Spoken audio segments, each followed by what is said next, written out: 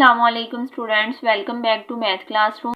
Previous lecture में हमने global minima, global maxima, local minima और लोकल मैक्सिमा को डिस्कस किया था। आज के लेक्चर में हम डिस्कस करेंगे कुछ इंपॉर्टेंट थ्योरम हम जिनकी स्टेटमेंट को हम नेक्स्ट क्वेश्चन को सॉल्व करने के लिए यूज करेंगे। चलें थ्योरम को डिस्कस करते हैं। थ्योरम नंबर 1 क्या है?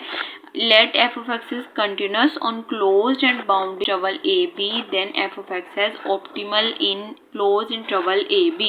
अगर हमारे पास कोई फंक्शन है, फंक्शन जो है वो कंटिन्यूस है। कंटिन्यूस आप लोगों को पता है कि जो भी हमें इंटरवल गिवन है उस इंटरवल की हर वैल्यू के लिए हमें कोई ना कोई सॉल्यूशन मिलना चाहिए। तो इसका मतलब होता है कि वो फंक्शन उस क्लोज इंटरवल की हर वैल्यू के लिए कंटिन्यूस है।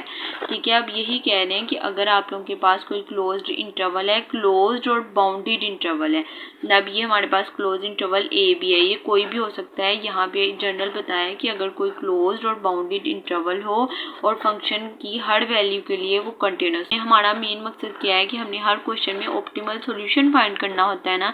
अब इन थ्योरम्स को यूज करते हुए हम डिफरेंट क्वेश्चन में ऑप्टिमल सॉल्यूशन फाइंड करेंगे। इस थ्योरम में हमें ये बताया गया है कि अगर आप लोगों के पास कोई क्वेश्चन गिवन है, अगर क्लोज्ड और बाउंडेड इंटरवल है, फंक्शन की हर वैल्यू के लिए कंटिन्यूस है, तो उस क्लोज इंटरवल के दरमियान में ही ऑप्टिमल सॉल्यूशन एग्जिस्ट करेगा।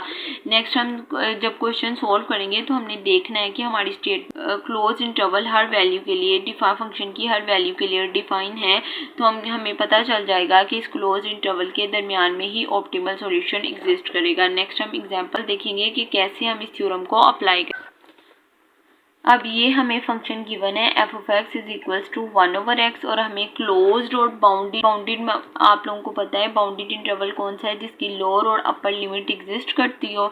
अब ये इंटरवल जो है ये हमारे पास एक क्लोज्ड इंटरवल है -1 और 1। अब देखें कि थ्योरम में हमें क्या बताया था कि अगर क्लोज्ड और बाउंडेड इंटरवल हो, फर्स्ट दो कंडीशन तो सेटिस्फाई हो गई कि ये क्लोज्ड भी है बाउंडेड भी है। अब हमने चेक करना है कि क्या इंटरवल की हर वैल्यू पे फंक्शन डिफाइन है। अगर तो फंक्शन डिफाइन होगा तो फिर हम कहेंगे कि जो ऑप्टिमल सॉल्यूशन है वो इसके दरमियान में ही एग्जिस्ट करता है। अब थर्ड स्टेप में हमने चेक करना है कि क्या इंटरवल की हर वैल्यू पे फंक्शन डिफाइन है या नहीं। ठीक है, अगर तो डिफाइन होगा तो फिर हम थ्योरम को अप्लाई कर लेंगे। ठीक है ना, फर्स्ट दो कंडीशन सेटिस्फाई कि ये क्लोज भी है और बाउंडेड भी है। अब यहाँ पे -1 और 1 के दरमियान क्या एग्जिस्ट करता है? 0 भी एग्जिस्ट करता है। लेकिन यहाँ पे जब फंक्शन में 0 पुट करेंगे तो ये फंक्शन जो है ये अनडिफाइंड हो जाएगा, क्योंकि 1/0 इन्फिनिटी के इक्वल होता है।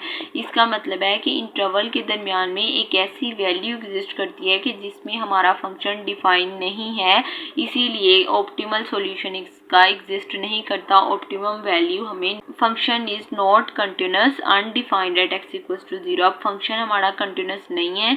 हम थ्योरम की स्टेटमेंट तब अप्लाई कर सकते थे कि अगर ये कंटिन्यूस भी होता। अब फंक्शन कंटिन्यूस नहीं है क्योंकि ये 0 पे अनडिफाइन आ गया है। इसका मतलब है कि इसका ऑप्टिमम सॉल्यूशन नहीं है। इस तरह हमने चेक करना है। अब यहाँ पे जब हमने क्वेश्चन को देखा, क्वेश्चन की स्टेटमेंट में इंटरवल को देख के हमें पता चल गया कि इंटरवल क्लोज्ड भी है बाउंडेड भी है। थर्ड स्टेप क्या था कि चेक करें कंटिन्यूस है या नहीं। हमने चेक किया कि 0 पे कंटिन्यूस नहीं है। इसका मतलब है कि इस इंटरवल के दरमियान ऑप्टिमम वैल्यू एग्जिस्ट नहीं करती। इस तरह हम क्वेश्चन में ऑप्टिमम वैल्यू फाइंड कर सकते हैं किसी भी फंक्शन की। अब नेक्स्ट हमारे पास फंक्शन गिवन है f of x is equals to 1/1 - x। ठीक है, इंटरवल हमारे पास यही है -1 से 1 के दरमियान। अब यहाँ पे फंक्शन जो है ये किस पे अनडिफाइन होगा? अगर यहाँ पे x की जगह हम पुट करें 1 1 - 1 किसके इक्वल आएगा? 0 के, और 1/0 जो है वो इन्फिनिटी के इक्वल आ जाएगा और हमारा फंक्शन अनडिफाइंड हो जाएगा। इसका मतलब है कि ये फंक्शन -1 और 1 के दरमियान हर वैल्यू पे तो डिफाइन है, लेकिन 1 पे डिफाइन नहीं है, क्योंकि जब 1 - 1 करेंगे तो 0 1/0 इन्फिनिटी के इक्वल आ जाएगा। इसका मतलब है कि x इक्वल्स टू 1 होगा तो फंक्शन जो है वो अनडिफाइंड हो जाएगा।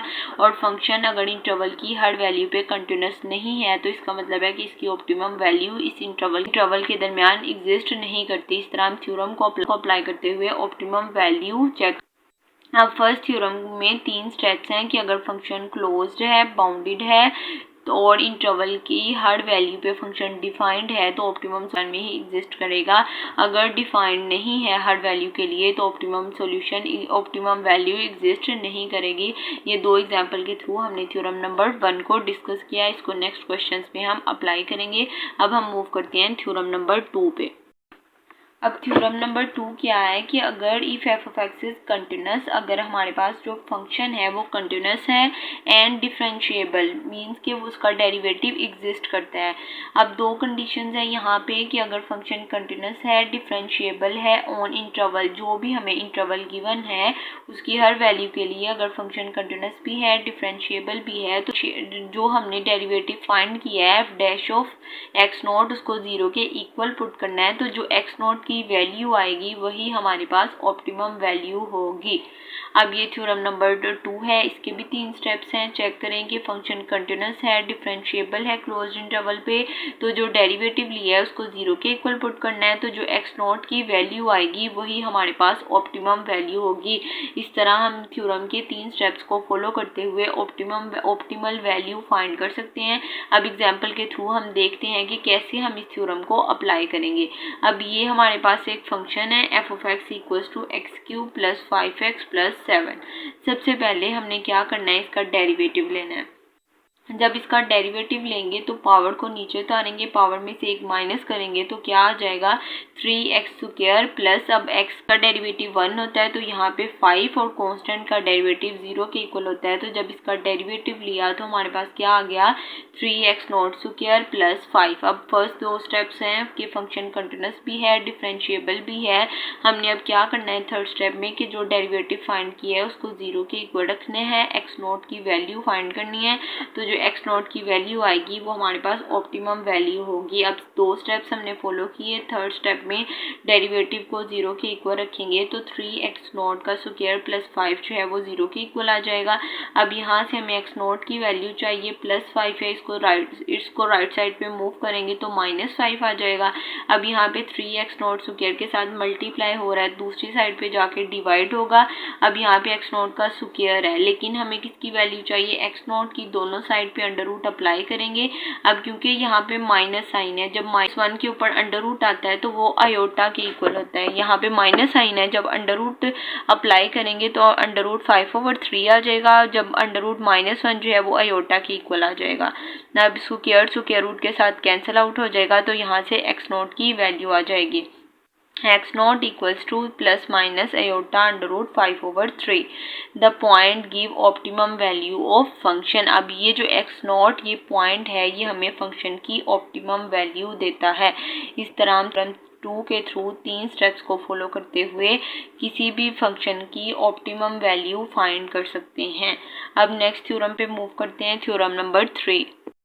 थ्योरम नंबर 3 क्या है कि अगर if F of x is twice differentiable means कि 2 दफ़ा उसका अब हमने डेरिवेटिव लेना है कि अगर फंक्शन जो है वो ट्वाइस डिफरेंशिएबल है, स्मॉल इंटरवल पे सेंटर्ड उसका एक्स नॉट है, तो हमने क्या करना है F dash of x not को 0 के इक्वल पुट करना है। हमने प्रीवियस लेक्चर में डेफिनेशन पढ़ी थी मैक्सिमा, मिनिमा और ग्लोबल मैक्सिमा, ग्लोबल मिनिमा। अगर अब ये जो थ्योरम 3 है इसके थ्रू हम minimal point, maximal point find कर सकते हैं। कैसे फाइंड कर सकते हैं कि जो भी फंक्शन गिवन है उसको हमने 2 दफ़ा डेरिवेट करना है, 2 दफ़ा डिफरेंशिएबल करना है। अगर हमारे पास जो उसका डबल डेरिवेटिव है वो 0 से बड़ा आ जाएगा तो हम क्या कहेंगे कि जो हमारे पास फंक्शन है वो मिनिमल है। अगर हमारे पास फंक्शन का जो डबल डेरिवेटिव है वो 0 से छोटा आ जाएगा तो हम क्या कहेंगे कि जो फंक्शन है वो मैक्सिमल है।